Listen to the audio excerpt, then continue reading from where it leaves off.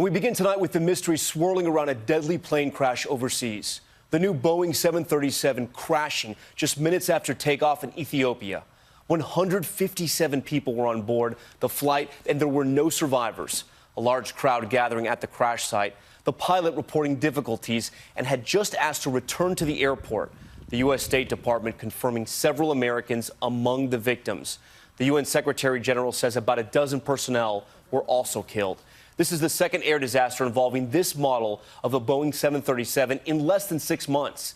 ABC senior transportation correspondent David Curley leads us off. U.S. investigators are racing tonight to this Ethiopian crash site of another brand new Boeing 737 MAX 8. 8 Americans are among the 157 killed, including many aid workers. We are very, very saddened. Our heart is broken for this tragic accident.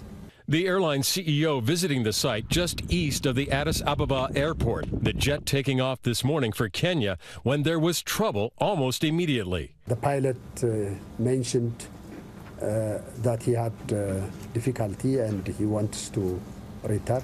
The data shows the pilots were having trouble controlling the aircraft. After that radio call just 6 minutes after takeoff, just more than 1,000 feet off the ground, the data stops. That would suggest a possibility of an in-flight explosion.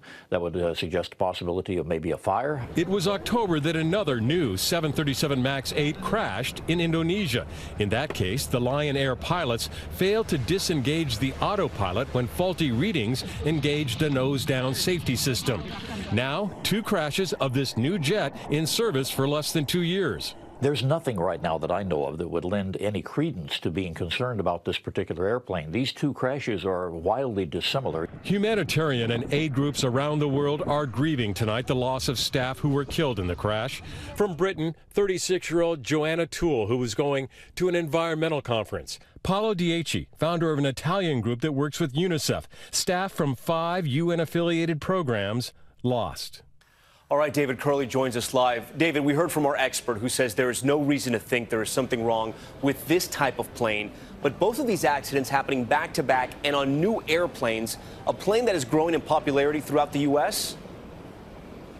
There are more than 70 being flown right now, and all 3 carriers here in the U.S. expressed confidence about this aircraft. Very early in this investigation, Tom, of course, the first thought is, are they connected? We'll learn more in the coming days, Tom. David Curley with that new reporting tonight. David, thank you.